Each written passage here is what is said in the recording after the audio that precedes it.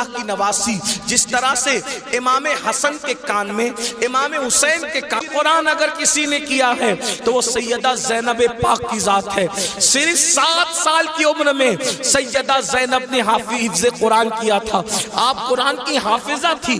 اللہ اکبر، آپ کو حیرت نہیں ہونی چاہیے، اللہ سیدہ زینب نے صرف 7 سال کی عمر میں قرآن کا حفظ کیا ہے، اور قرآن کی اکثر صورتیں آپ نے اپنی امی سیدہ فاطمہ کے ذریعے سے حفظ کیا ہے۔ اللہ اکبر، اور قرآن کا سب سے پہلے درس دینے کا کام کوفہ کی سرزمین پر سیدہ زینب نے کیا ہے۔ یہ رسول اللہ کا خاندان ہے، ام المومنین سیدہ عائشہ صدیقہ وہ خاتون ہے کہ اللہ اکبر، عورتوں میں سب سے زیادہ اگر کوئی حدیث روایت کر رہا ہے تو وہ سیدہ عائشہ صدیقہ کی ذات ہے، اور آپ مفتی 4 ملت ہے۔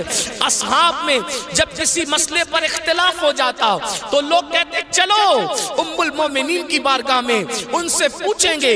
حیرت کی بات ہے، مردوں کا علم اختلاف اگر کسی کا قول فیصل کی حیثیت سے ختم کرتا ہے تو اسے ام المومنین سیدہ عائشہ صدیقہ کے نام سے جانا جاتا ہے۔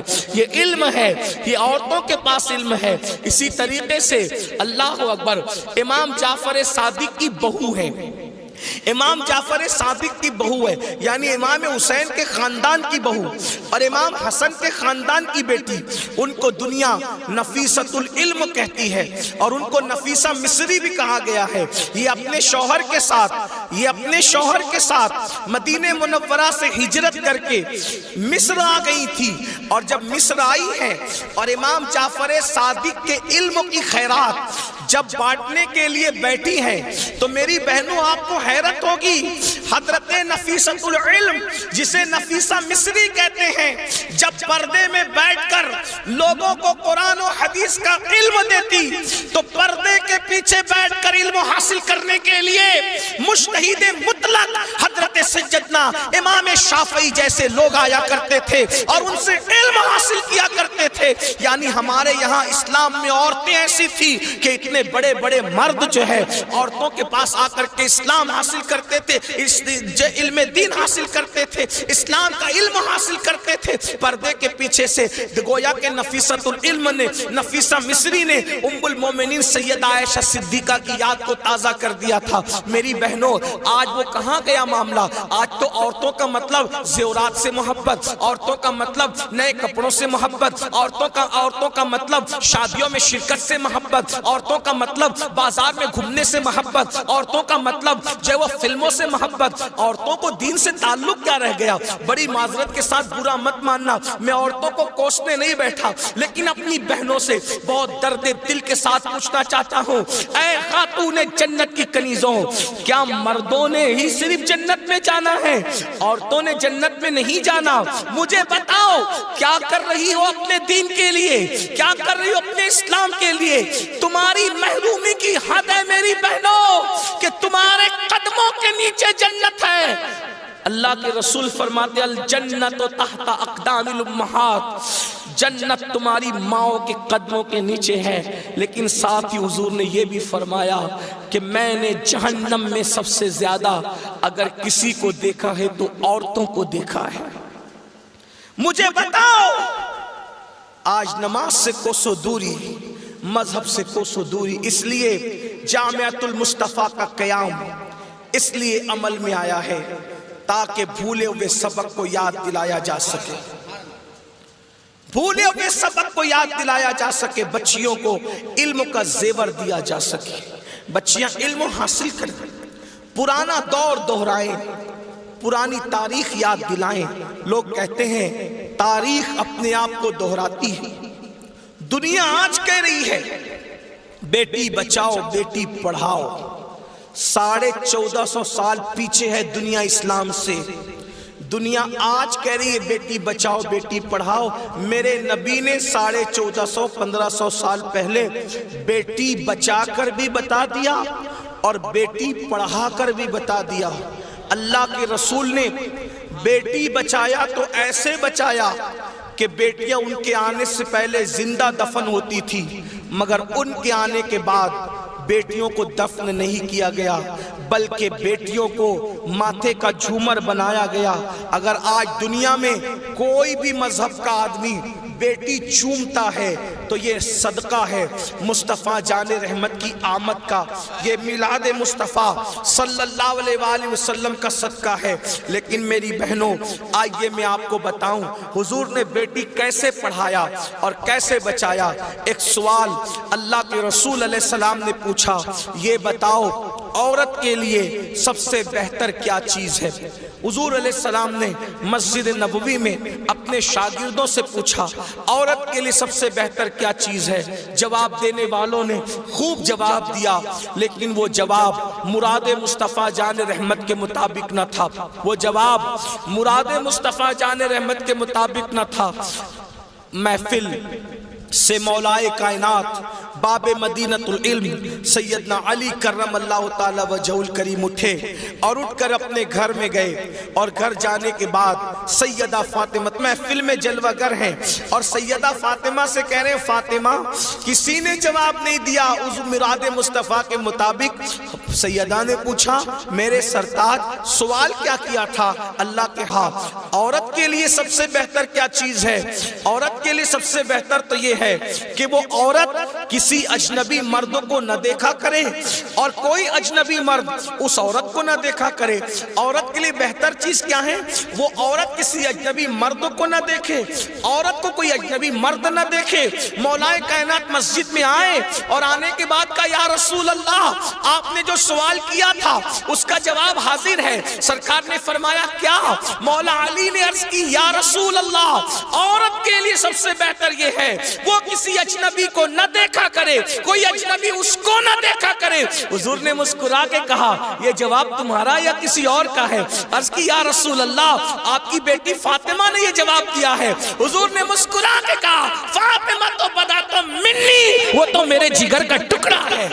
اندازہ فرمائیں بڑے بڑے لوگ جو جواب نہ دے سکے وہ جواب کون دے رہا ہے؟ رسول اللہ کی شہزادی۔ حضور نے شہزادی کو کتنا پڑھایا ہوگا، کتنا پڑھایا ہوگا کہ مسجد نبوی کا مجمع جہاں خاموش ہے وہاں حسنین کریمین کی امی جواب دیتی نظر آ رہی ہے، اور کتنا خوبصورت جواب ہے۔ اگر اسی سیدہ فاطمہ کے قول پہ بیٹیاں عمل کر لیں کہ وہ کسی اجنبی مردوں کو نہ دیکھیں بلا عذر شرعی اور کوئی اجنبی مرد ان کو نہ دیکھیں، خدا کی عزت کی قسم آبروں کی یوں حفاظت ہوگی آسمان میں تارے جتنے محفوظ ہیں اس سے زیادہ محفوظ عورتوں کی عزت ہوگی۔ شیشیوں میں عطر کی خوشبو جتنی محفوظ ہے اس سے زیادہ عورتوں کی عزت محفوظ ہوگی۔ ہاں ہاں اللہ اکبر، بلا تمثیل کہہ دیا جائے کہ بیج اپنے خولوں میں جتنے محفوظ ہیں اس سے زیادہ عورتیں اپنی آبروں کو محفوظ کر سکے گی۔ لیکن بڑی معذرت کے ساتھ دین سے گئے تو دنیا سے بھی گئے۔ اور ایک بات اخیر میں کہتا ہوا چلوں میری بہنوں، دنیا میں بعض عورتیں ایسی ہوئی ہیں کہ جن کی استقامت نے بڑے بڑے مردوں کی زندگی کو تبدیل کر دی۔ مردوں کی زندگی میں جو ٹرننگ پوائنٹ آیا ہے وہ بہت ساری عورتوں کی استقامت کی بنیاد پر آیا ہے۔ اخیر میں علامہ عثمان ابن حسن اپنی کتاب میں ایک واقعہ لکھتے ہیں۔ انہوں نے کہاں تک انصاف کیا ہے مجھے نہیں معلوم، لیکن میں ان پر اعتماد کر کے، بڑے محدث ہیں وہ، ایک واقعہ بیان کرتا ہوں اور اس کو اپنے الفاظ کے جامع میں پیش کرتا ہوں۔ کہتے ہیں علامہ عثمان ابن حسن علیہ رحمت و رضوان کہ ایک مرتبہ بصرہ کی زمین پر ایک بچی جو ابھی جوانی کی دہلیز کی طرف بڑھ رہی تھی، اس بچی کو اس کے گھر والوں نے کہا بیٹی بازار جاؤ، اے لڑکی تو کتنی خوبصورت ہے، کتنی حسین اور جمیل ہے تو۔ موج میں نہیں آئی، خوش نہ ہوئی، غیرت اور غصے کے ملے جلے جذبات میں اس نے کہا اے لڑکے کون ہے تو، اور تجھے میرا کون سا حسن پسند آتا ہے؟ لڑکے نے جواب دیا میرا نام حسن ہے اور مجھے تیری آنکھیں بڑی خوبصورت لگتی ہے، جی چاہتا ہوں کہ تیری خوبصورت آنکھیں جو جھیل سی معلوم ہوتی ہے اس میں غوطے لگا کر کے زندگی کا لطف حاصل کروں۔ لڑکی نے کہا اچھا تجھے میری آنکھیں پسند ہیں، رک تجھے ابھی مزہ چکھاتی ہوں۔ یہ کہہ کر وہ گھر گئی اور تھوڑی دیر کے بعد ایک بوڑھی کنیز ایک پلیٹ لے کر کے آئی اور اس نے کہا اے لڑکے تمہارا ہی نام حسن ہے؟ ہاں میرا نام حسن ہے۔ کسی لڑکی کی آنکھوں کی تعریف ابھی تم نے کی تھی؟ ہاں میں نے کی تھی۔ اس لڑکی نے تحفہ دیا۔ حسن خوش ہو گئے، پہلی ہی محبت کا تیر کامیاب ہو گیا۔ جیسے ہی تشت کی طرف ہاتھ بڑھایا اور کپڑا ہٹایا تو کیا دیکھا کہ دو کٹی ہوئی خون آلود آنکھیں تھی جس سے تازہ خون ٹپک رہا تھا، اور ایک چٹھی تھی۔ چٹھی کو اٹھایا تو اس پہ لکھا تھا اے لڑکے تجھے میری آنکھیں پسند ہے، میں نے آنکھیں کاٹ کے تجھے دے دیا، آئندہ مجھے کبھی یاد مت کرنا۔ وہ آنکھیں جن کی خوبصورتی مردوں کو میری طرف مائل کرتی ہے، میں نے وہ آنکھیں اپنے ماتھے سے نکال دیا ہے۔ میں اندھی بن کر رہنا تو گوارا کر سکتی ہوں، لیکن پاپی عورت بن کر کے رہنا مجھے گوارا نہیں ہے۔ یہ آنکھیں تجھے پسند ہے، لے جا، مجھے کبھی یاد مت کرنا۔ یہ دیکھ کر حسن رو پڑے، یا اللہ میری وجہ سے کوئی لڑکی اندھی ہو گئی، نابینا ہو گئی، اس نے آنکھیں کاٹ کر کے دے دیا، اب اس سے کون شادی کرے گا، اس کو کون اپنائے گا، اس لیے کہ نابینا لڑکی کو کون اپنائے گا۔ حسن واپس لوٹے، رات بھر روتے رہے، توبہ کرتے رہے۔ صبح ہوئی، دل میں خیال آیا حسن دل دکھاتے ہو بندوں کا اور توبہ کرتے ہو اللہ کی بارگاہ میں، چلو اس لڑکی سے بھی تو معافی مانگو۔ حسن نکلے اور نکلنے کے بعد اس کے محلے میں پہنچے تو کیا دیکھا، صبح صبح ایک جنازہ اٹھ رہا ہے اور پورا محلہ رو رہا ہے۔ اللہ اکبر، ایسا لگتا تھا کسی مرشد کا جنازہ ہے، کسی پیر کا جنازہ ہے، کسی ولی کا جنازہ ہے۔ حسن نے پوچھا رونے والوں یہ کس کا جنازہ ہے؟ تو کہنے والے نے کہا یہ ہمارے محلے کی ایک باغیرت بیٹی کا جنازہ ہے۔ کہتے ہیں کل صبح بازار گئی تھی، کسی منچلے نے اس کے حسن کی تعریف کیا کر دی، غصے اور غیرت میں آ کر آنکھیں کاٹ کر کے اس کو بھیج دیا۔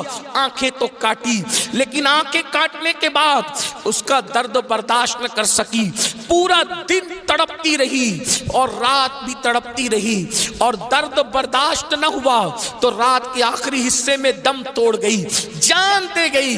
پتہ نہیں کون سا جوان تھا جس کے چند فکر ایک لڑکی کی آنکھیں نہیں بلکہ جان لے گئے۔ حسن کو احساس ہوا حسن تیرے دو جملوں نے کسی کو اندھا ہی نہیں کیا بلکہ کسی کو مردہ بھی کر دیا۔ اور اس کے بعد حسن نے طے کیا آج کے بعد کوئی عورت تو عورت ہے، بلا ضرورت کسی مرد کو بھی نہیں دیکھوں گا۔ اور جب وہی حسن گھر لوٹے تو پھر اسی حسن نے اتنا تقوی اختیار کیا، زندگی اتنی بدلی اتنی بدلی اتنی بدلی کہ علامہ عثمان لکھتے ہیں کہ اسی حسن کو دنیا نے امام حسن بصری کے نام سے جانا اور پہچانا۔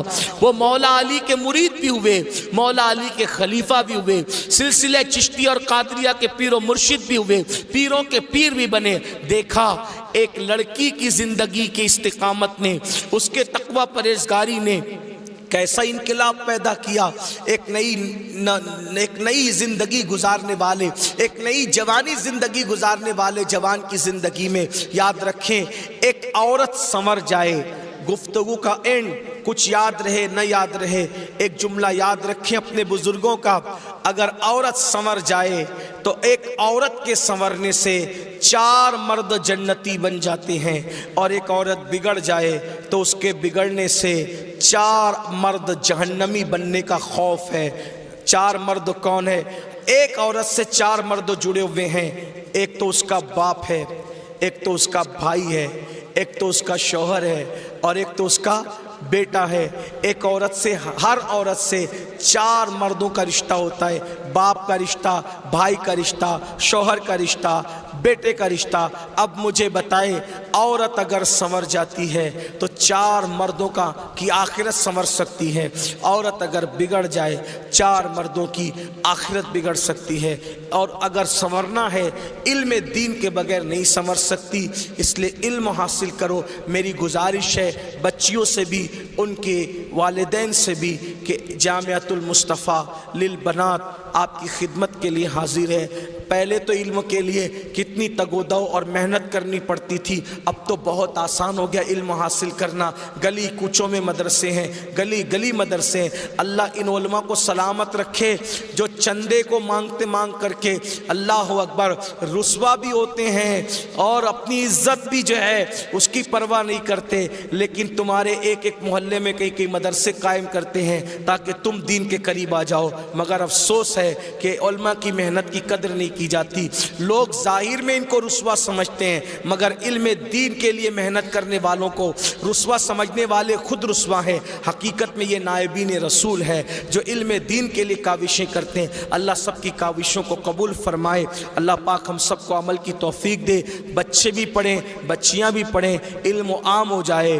اللہ اکبر، جس دن علم عام ہوگا اس دن انشاءاللہ گھر گھر اسلام کا پرچم لہرائے گا، کیونکہ میرے آقا نے فرمایا العلم حیات الاسلام و